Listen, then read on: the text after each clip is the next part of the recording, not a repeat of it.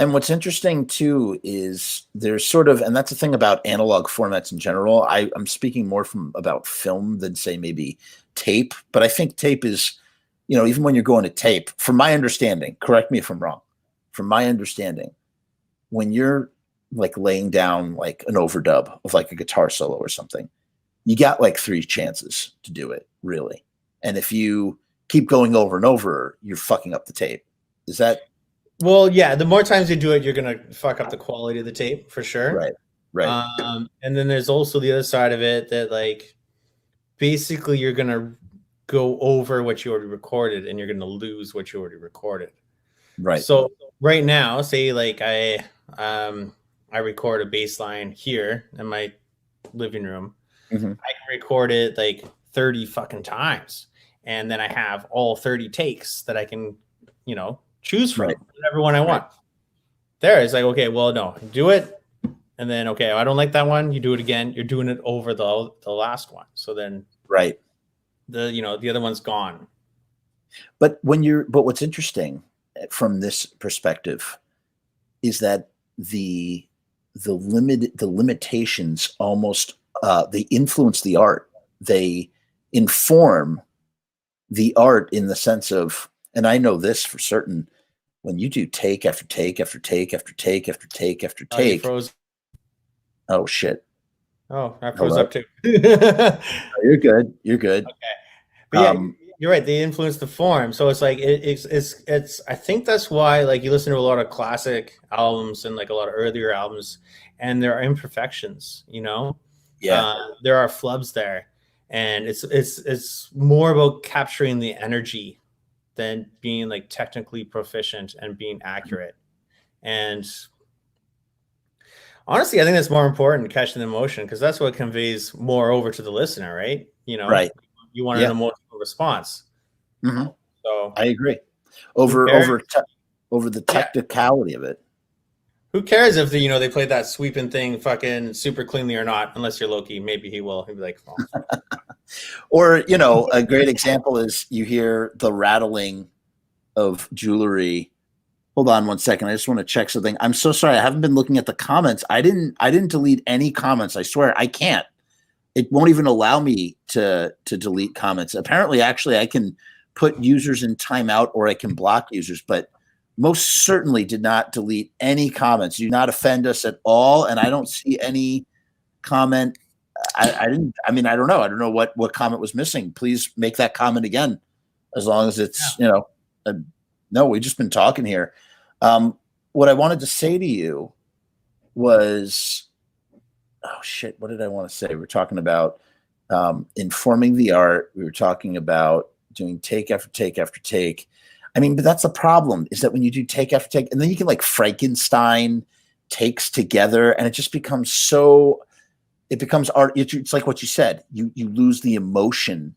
Mm-hmm. It becomes so artificial because it's like a construct. It's not like because at the end of the day, what are musicians but they're antennas for, if you think about a song. All right, I'm about to get really fucking deep. We'll cap it with this. I'm about to get really fucking deep with you, Howie. You tell me what you think about this. All right.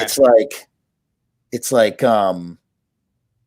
like music only exists. Songs only come into existence when you play the right number of strings and the right kind of rhythm, and you give birth to this thing.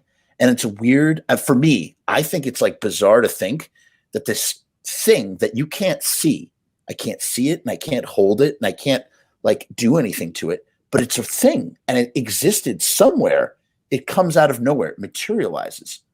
Where it's like you guys, you're like an antenna for these songs to come through. Yeah. And so my question is that if you keep doing take after take after take and you Frankenstein that together, you lose the conduit of creativity going into. It's like you lose the you can lose the spark. You can lose you lose sight of what you're trying to do. Yeah. On the other hand, Ooh, I love your contrarianism. No. It's wonderful because you give me so many perspectives. I love it. Go ahead. What do you think? Yeah, you know, you hear stories of like, I think we were like the wife and I were listening to a Sinead O'Connor song the other day, and it came up to like apparently like she had like done like a million vocal takes of this song, right? Yeah. And basically at like the breaking point of just like frustration of like nothing's fucking working. The song's an emotional, but also now I'm in an emotional state. I'm frustrated because fuck this, right? Yeah. And then that came through in the performance, and then that's the one that got used because it's like holy fuck. So I think also it can be captured. Also, yeah, later down the line, piecing stuff together, not so much. I mean, yeah, that's really easy to do these days. It's kind of like cheating, but it's also kind of the name of the game, unfortunately. You know. Well, when time becomes of the essence, you're not. Again, I know this has been a very Paul McCartney centric episode, but to go back to Paul, baby, all roads lead back to Paul, man. Macca, baby, Macca. No, but when he was doing, if there's one thing I know of, I like to think. Here's where I'm not going to be humble. I like to think I know a lot about the Misfits. I know a motherfucking lot about the Beatles. I know a shit ton of stuff. And I read a lot of books about the Beatles. When they were doing Oh Darling off of Abbey Road, that was the last thing that he would do for the day. And he would do the whole vocal take, start to finish, once a day at the end of the day. And he would sing it from the bottom. And the Beatles, they would do like 127 takes of like Sour Milk Sea or like fucking Obla Blah, you know what I'm saying? Like just doing these crazy, because they're the Beatles. They literally are gods. They can literally go into Abbey Road and they can just take as much time as they want. So here he's doing Oh Darling. And what you hear on that take is him just singing from the bottom of his balls, like ruining. He couldn't sing after each take. He lost his voice, And it's just another example, Twist and Shout off of Please Please Me, which was recorded in one day. They did 10 tracks in one day. Everything back then was 2 tracks. You had literally 2 tracks. You had your vocals and you had your instruments. You know this. And so they would track everything live. You could do a lot of songs really fast if you're tracking live, right? So, I mean, look, they recorded Earth AD in 6 hours. Technically, Earth AD is a live album. If you really want to think about it, it's a fucking live album. Or at least the instruments are live. So they get to the end of it's like midnight. And back then, that was when the Beatles, they're not like the Beatles yet, Howie. They're like, fucking, 4 young kids, trying to prove something on their first album. You're just like, hanging out in fucking smoky clubs in Hamburg. Right, where they really cut their teeth. And you've been to those smoky clubs. Yeah, you've been to a few of them. Hamburg is it's a place where you can make your bones, and at least it was, especially back then. Or bury your bone. Yeah, well, that. Yes, the Reaper Bond is I never went personally, and I'll tell you, it was just a very interesting location. But in any case, what they were recording is they're recording their live set. Please Please Me is literally just the live Beatles set at the time in 1962. John Lennon, while he's doing these songs, is coming down with a terrible fucking cold. Like fucking in between every break, he's downing tea, he's taking honey, he's doing anything he can to preserve his voice, because they have one day to record this whole album. B, they're running the gun. It's their first fucking album. They have so much to prove. And C, they're running out of studio time. So they save the hardest number for last, which is Twist and Shout. So John was only able to do 2 takes of Twist and Shout. And he basically, his voice was gone. He didn't have a voice, no talking voice. And they got up, they started playing the song.